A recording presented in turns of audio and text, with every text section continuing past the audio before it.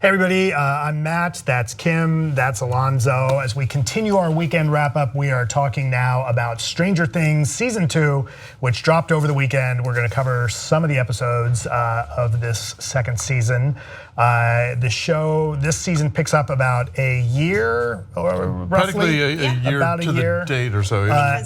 Anniversary syndrome or Right, yeah. So just under a year from the events of the first season, and things seem kind of okay, but before that even starts, we get a little robbery with some punks.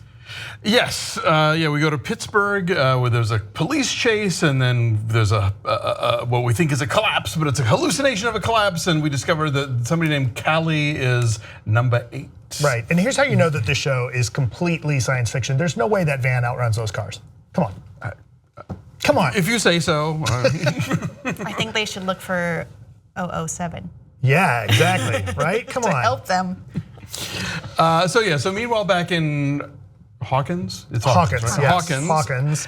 The kids are all grabbing their quarters and running to the arcade where they discovered that there's a Mad Max who has usurped Dustin's high scores on Dig Dug and something else? All of them. Yeah, everything, Yeah. I was not a video game person. I was never good at them, so I just like. Arcade games are hard. They ate enough quarters on me. I was like, Dragon Slayer. I totally. Nobody ever fucking won Dragon Slayer. I totally get their frustration. But the good news is you can go on YouTube and watch the whole Dragon Slayer game, play all the way through, well, there you go. Space Ace. Because That's for those a of us crazy looking game. who Good could to know. write, Don Bluth, animator who left Disney, started his own Oh, that's company. right. Yeah, A bunch of those cartoons. Yeah. He did dinosaurs, or we're back dinosaurs. No. was Don it called? Bluth and Gary go, but that's a movie. No, but did that's he not do? him. He did All Dogs American Go to Tail. Heaven? Yes, and he did American Secret Tail. of Nim and American Tail Starring and Will Wheaton. Land Before Anastasia Time. and no, but I think he did like The Pebble and the Penguin and A Troll in Central Park. I saw the Pebble and the Penguin, and I went, "What is happening?" These are real movies. As a Okay. 6-year-old. I have to call out the episode 1 does have an anachronistic song choice. What is it? Oingo Boingo's Just Another Day came out a year later. That did come out a year on the Dead Man's later. Party album in 1985. I was thinking about that, and I also thought, there's no way those kids in Pennsylvania are listening to Oingo Boingo. Well, that's a whole other thing. Right? I mean, they're listening to Tones on Tail and all the other stuff. Tones on Tail I'd buy. But that's the kind of thing that drives Dave crazy about period films set in the 80s, where like frat boys are listening to New Order. Yeah. It's like no. There was a cultural price to be paid for listening to the New Order and the Smiths in the 80s. Frat boys were listening to Mr. Mister. Right. A couple things going on with Dustin in this one. Dustin in this one. A, he's got his teeth. He does. B, okay, let's talk about Nougat. Is it this That comes up episode? later. Nougat comes up later. This is the Nougat episode. Okay. No, we'll put a pin in All right, Nougat. we'll We'll talk about return to Nougat later. Nougat.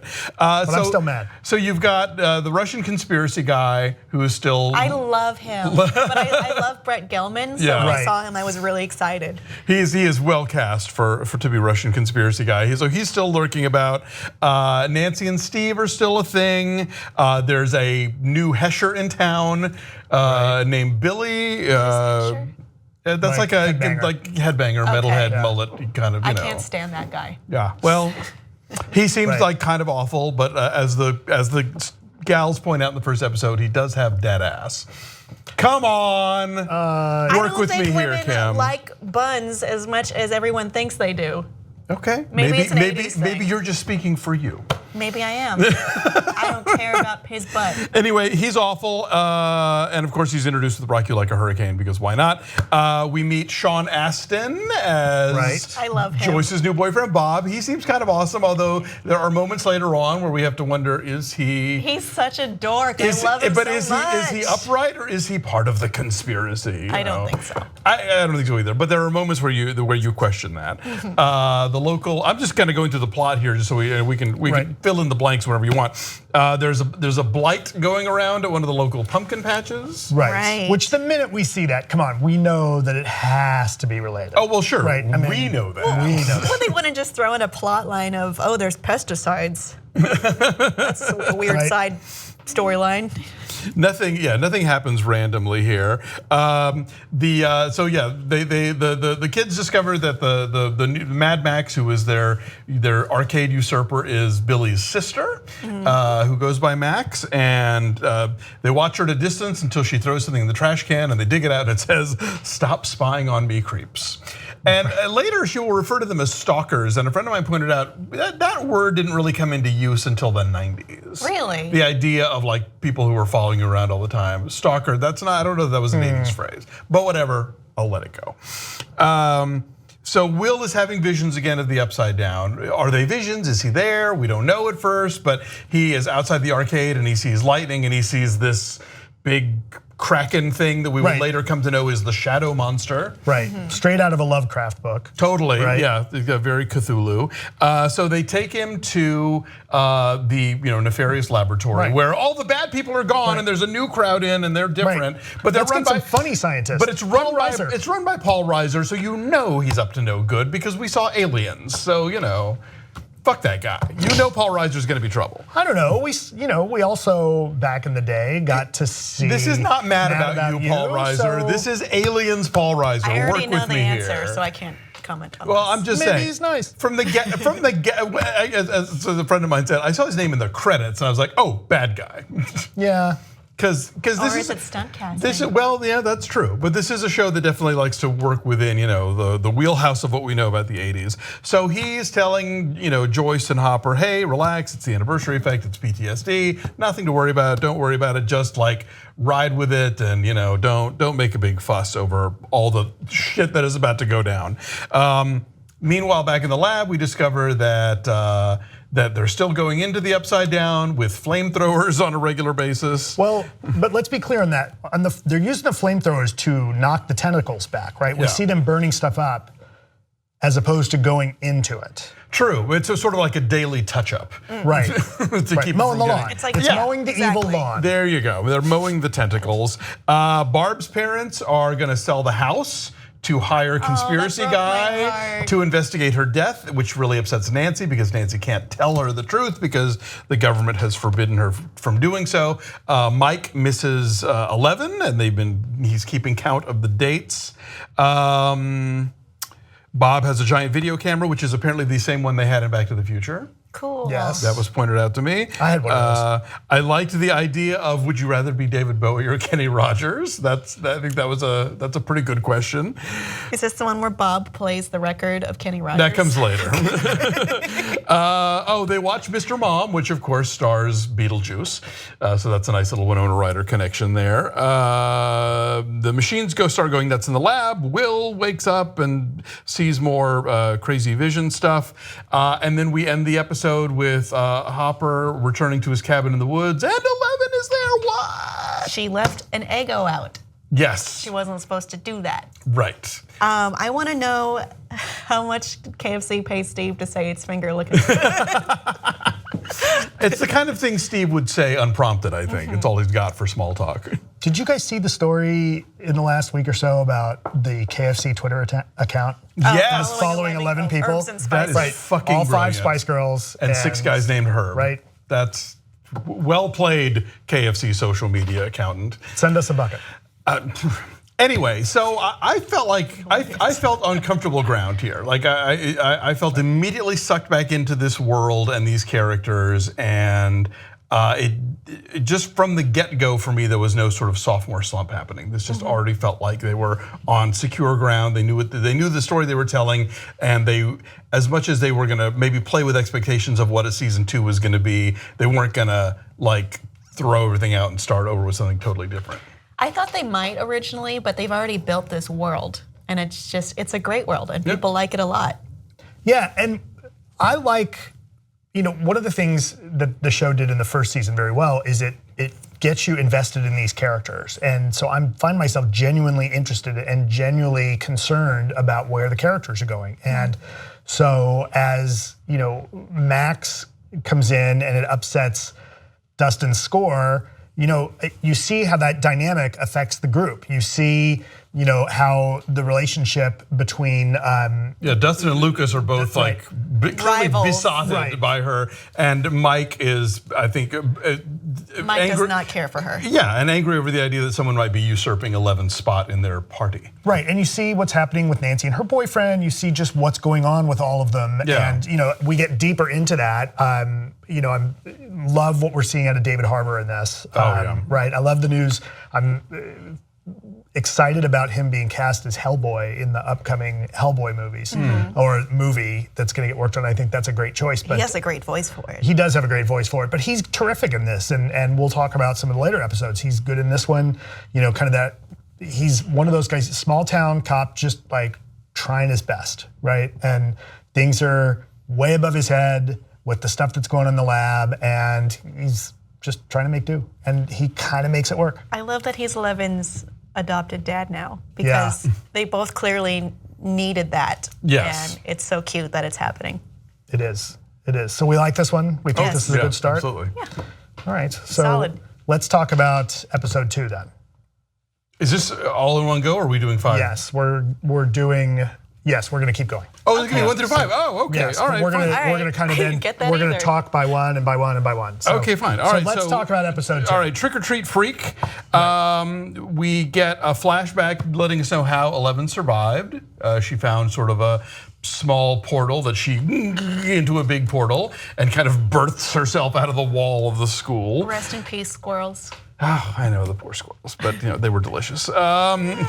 She sees the cops at Mike's house. They're like trying to drill him about the Russians. He refuses to talk. They make eye contact through the window, and then she's off. There's a very ET-like shot of all the flashlights in the woods. I thought when they're going after her. Then she puts on the ghost, back to the present, she puts on the ghost sheet as a way that no one will recognize me, which is again another ET shout out and a Halloween shout out, I guess. Right, I mean, look, throughout this whole series, there's a lot of things that you pick up on from various 80s movies. Yeah, right? there's more Easter eggs than there is grass. Right, you can see a lot of influences from various writers and various movies and various TV shows, all of which totally okay with. Yeah. Because they make it all work really well. The Duffer Brothers have done this great job. It's almost like if we're gonna pick some of the most fun elements out of all of the stuff that we love, here's what we can do with it, and they do it really well. Yeah, I mean, if to make a comparison to people in movies, they're not Seltzer and Friedberg, they're closer to Tarantino in a way. Of the like, we love this stuff, we consume this stuff, and now we're going to regurgitate this stuff in a way that serves an actual story and actual characters, but if you know what they are, it's fun little things along the way, and if you don't, it doesn't matter. I didn't know a lot of them, but I still followed and liked it. Well, I'm old. Right. Well, that's what I was not born when this took place in the storyline. So let's see, so Hopper says no to the ghost thing.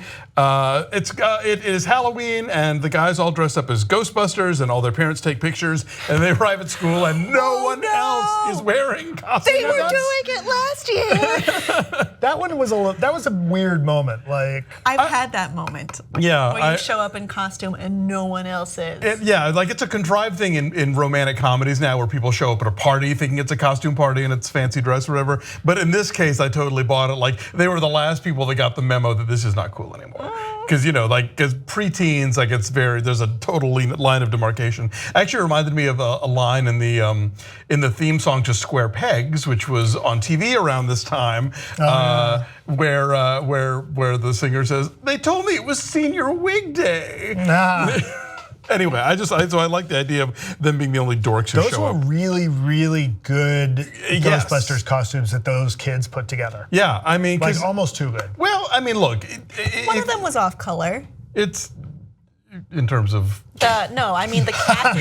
Oh my gosh. I was wondering where we were going there. The khaki on one of the ships. Yes. Oh right, was yes. But yeah, I mean, I meant those proton you're packs. starting with like Dickies coveralls. You can do the thought I name was tags. talking about I Winston. just wanted to be sure. That thought bit I was was pulling really up funny. Nobody wants to be Winston. It's true. Right. He always got short shrift in that movie. That was a really funny bit as they were arguing over who was going to You be Winston then if you're so great. But again, that all ties into Mike's thing of like, what everybody's role is and why that makes him not want Max around. No, you start with Dickies coveralls. You do the things. The proton packs were, that's some effort. The trap, that was like, okay, that's next level. That is, you've got a set designer there making this shit, because that's. I mean, they played it off like Dustin made it. True, right? But I don't think it was really good. Yeah, this is where cosplayers come from. Kids like this, I think, So I'll at least back in the day, back when we were kids, right? See, now it's cool to do a cosplay and build your own, but when we were kids, like, I get how ostracized these kids were. Yeah, you are a total dork. Like, you young nerds, you don't understand, right? Those of us who were this nerdy in the '80s, like, we didn't have it handed to us. Yeah, exactly. It's funny. I have these. There's this bit about. These guys talk about their party and they speak their language of Dungeons & Dragons out in the open. True sight.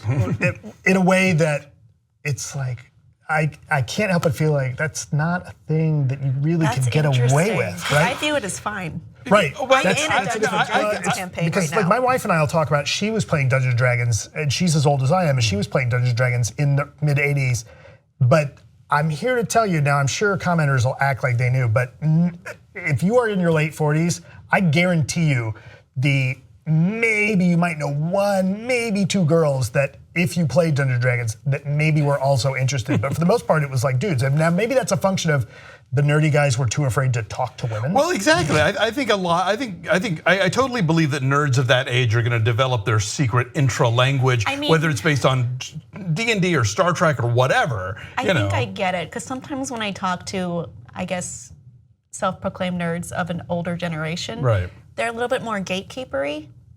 Which is like, you don't belong that's here. the dark side of that. Totally, yeah, And absolutely. when I talk to younger people, they're like, yeah, everyone. Well, and I think now also you have the internet kind of popularizing phrases. So whereas before somebody saying something like achievement unlocked or all your base or belong to us would have been an inside reference, now it's like, it's a meme and everybody knows what that means.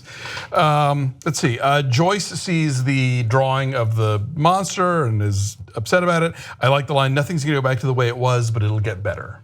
Yeah.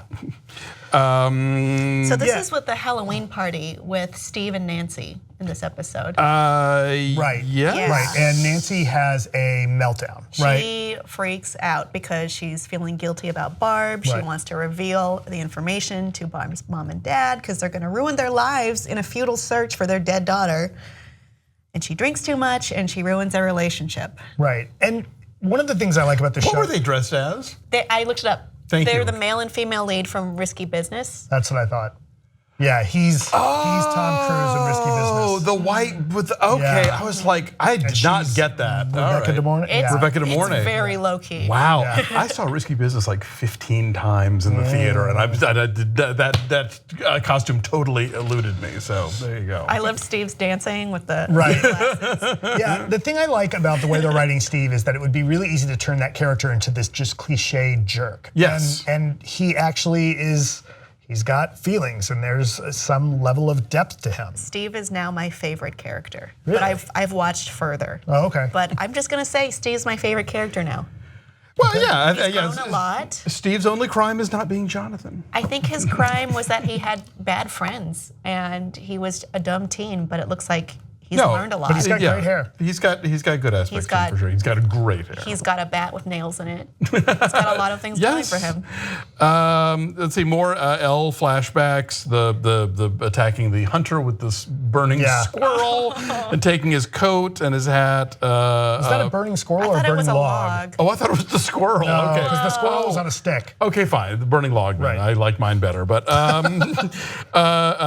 here's a squirrel on fire. This is my dinner. Justin has no idea what presumptuous means. More pumpkin blight. Oh yeah, Wango Tango. Really? Do we have to give a check to fucking Ted Nugent? Are there not a million other headbanger tunes that could have been used here? Stranger Things. Just be cognizant of this stuff. Bob is dressed as Dracula. Jonathan is supposed to supervise Will's trick-or-treating, but he lets him go off on his own. I hope it doesn't suck. Exactly. This is where Bob plays Kenny Rogers, dances with Dolly to Islands in the Stream, and they talks about maybe they could move away from Hawkins because he works at Radio Shack, and those jobs aren't going anywhere. Have you noticed the songs are really on the nose? Yeah, there's a little bit of that. I mean, I don't know. I mean, like Whip It in the arcade didn't necessarily. No, but Just Another Day, back to the first episode. Well, yeah, there are true. some on the nose songs. Sure. But definitely. these are expensive songs too. Oh well, yeah, You no can tell. shit, definitely. Yeah, they got a budget. I'm not sure what Billy's purpose is other than to bring in expensive songs from the 80s. Okay, now we can talk about nougat. Yes. All right, Yeah. here So comes the look. nougat rant. So look, nougat is got nuts in it. No, it doesn't. Well, a lot of times it does. Nougat has got more honey and it's a thicker texture than what's inside Is the nougat Three Musketeers bar. the stuff that's in Snickers? Yep. And in the So you're Milky saying Way. actual nougat is not what they call nougat in the M&M Mars family? Yeah. Well, no. Snickers is. Snickers is nougat, No, no, right? so the- Milky Way is nougat and caramel. Snickers is caramel and peanuts. Caramel On and top of peanuts something. and nougat on top of And nougat. nougat? Right. Okay. So Milky Way's a Snickers All without right. the peanuts. Okay, and then And Three Musketeers is just nougat, right? No, that's not nougat. The inside is whipped chocolate. It Floofy? may have like a little bit of nougat in it, but it's really more like whipped chocolate. But they call it nougat. But they're wrong. Is it the same nougat that's in the Snickers No. and a Milky Way? Okay, all right. No. In We're fact, getting word no from off camera. in fact, right. And here's the thing. I just eat this crap. I don't Right. analyze it this And hard. the fat kid in that group is going to know his candy. I'm just going to say, having been the fat kid One in that would group. hope, yeah. We'll do a demonstration. Maybe we'll Okay. cut some up and we'll show the difference. Okay. I'm in. Yeah. Let's do a taste test. Yeah. One last thing. Then we see Dustin look in that trash can. Yes. And then we don't see what it is. Holy shit. Yeah. All right. So episode Wait, three. we're missing out. Oh yeah, another thing. When Jonathan puts Nancy in bed, super drunk, you gotta put her on her side with a garbage can next to her. You put her on her back, she's gonna choke on her own vomit. I didn't know that. That's. Did you get? Right. It's a thing you Right, learn like Jimi in Hendrix. the first semester of college. Right, every time you learn when you about put a Jimi drunk Hendrix. person to bed on their side, garbage can Right. next to the bed for them to puke into. Put them on their back, they're gonna asphyxiate. I didn't know that. Well, we just shot a Star Trek episode where I thought a good time was drinking tea and watching Star Trek. So Well, This is a public service announcement for everybody who is not aware of this. okay, let's talk about episode 3. of Stranger We're Things. skipping. This is also the episode where we find out that Elle can like blindfold herself and Okay. turn the static on the TV and go wherever she oh wants. yeah, she tries to contact Mike. Yes, and it doesn't work. and it's heartbreaking. Correct. That was an oomph moment. Now, episode 3. Yes. We're talking about episode 3 of the second season of Stranger Things. This one is directed by Sean Levy. And Which Sean Levy? Like the cheaper by the dozen Sean Levy, or is there's like another one, isn't there? Yep, that's the one. Okay. And Pink Panther, all right. and Night at the Museum. That's Sean Levy. Okay then, Yes. the Pollywog. And in spite of it being that Sean Levy, these are pretty good. They are.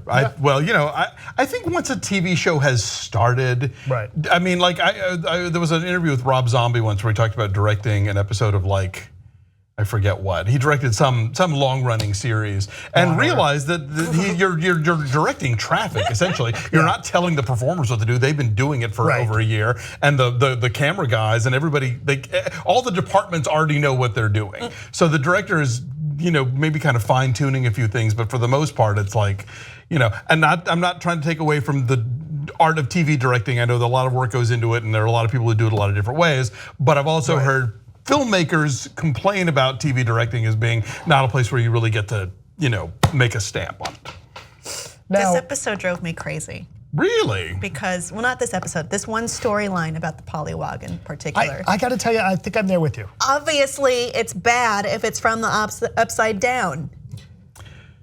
True. Now, I You think have initially. to kill it. Now, does Dustin know originally that it's from the upside down? I don't think that he does. But don't like the other boys conclude later that it's from the upside down?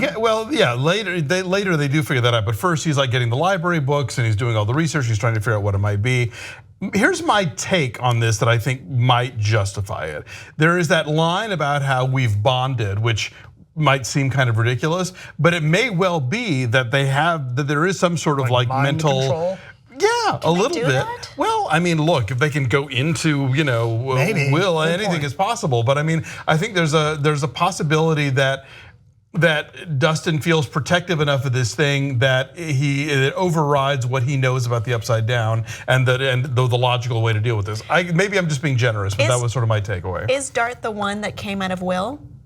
We get that flashback of Will coughing him up into the sink in the season finale of season 1. Think so. So I mean, if you got, because getting from Will's house to Dustin's trash can is not that far. So. How did that get in Will? Did he drink some upside down water that had larva in it? No, there was something. Remember? Something go into him. Yeah, remember she Like pulled alien? something out of him. Right, she had to like pull something out of his throat. Oh, right, when he was in the right. upside down. So maybe it laid an egg or something. So it's like an alien reference. Did we notice, by the way, that Mike's house has the Reagan Bush sign in the lawn, and Dustin's house has the Mondale Ferraro? I did notice that. That was a neat little touch, I thought. So Elle is mad at Hopper because he keeps saying that soon she'll get to see Mike, but he's been saying soon since day 21, and now they're at day 305. She's been counting them too. Yes. Bob tells Will the Mr. Baldo story and tells him to stand his ground with the shadow monster. Lucas tells Max some of the Will backstory, but not the dangerous parts. How do you feel about, was it the right choice to tell Max all of this stuff? Well, we'll get later, we get to the full reveal. Yes. We'll talk about that in episode 4 or 5, I think. Okay. Then they start mapping out the blight area, and they realize that it's all radiating away from Nefarious Lab, and that can't be a coincidence. So Paul Reiser. Who knew says, it? Don't worry about it. Yes, naturally. What else is he going to say? Bob tells Joyce about the video camera getting dinged, and he saw the tape of Will getting bullied. So then she watches the tape and she sees the thing. And Crayons. Just so many crayons in that house. They just must have like just cases of the 64 Crayolas, Nancy has an idea that involves Radio Shack. Elle sees the mom and the kid. And she's very suspicious. Yeah, exactly. And conspicuous. And people have been on the lookout for that Russian girl. So, that's not a good thing. Why do they think she's Russian? Because it's 1984. So just like anyone who's bad is Russian? Basically. Well, that's the hysteria at that point. Like, we're building toward up to the end of the Cold War, but it was still like but that's kind of almost the high. Like, there's still that idea where at that point in the early 80s, you're just kind of resigned that like, well, at some point we're just going to get killed by nuclear devices. Yeah, like this is Reagan running for re-election, so like he was pushing that shit hard. Great. Yeah, no, I really like that certainly didn't continue on in history. Right, I know. Am I wrong in thinking that they played a bit of the Gremlins theme when Dart escapes, or did I just have an audio hallucination? I had a weird thought about a later episode. I'll mention it later. Okay. But I think they were playing some really out of place audio. All right. Well, from something else's soundtrack. Okay. Oh, gotcha. All right. Well, when Dart leaps out into the hall, I thought I heard that, but maybe I'm wrong. So they call Barb's parents to set up a meeting. Nancy does, and obviously, Nefarious Lab is listening. 11 sees Max and Mike talking. Yes, and she's instantly gets all the wrong idea. Jealous. Yes. I saw that and I went, oh, 11, come on. Yeah, exactly. Girls gotta support other girls. Look, she's been locked up for a year. She can't be held responsible. I like the scene where Hopper tells Paul Reiser, like, look, my job is to keep your shit hidden, and your job is to keep your shit out of my town. And so he does make them go out and test the pumpkins.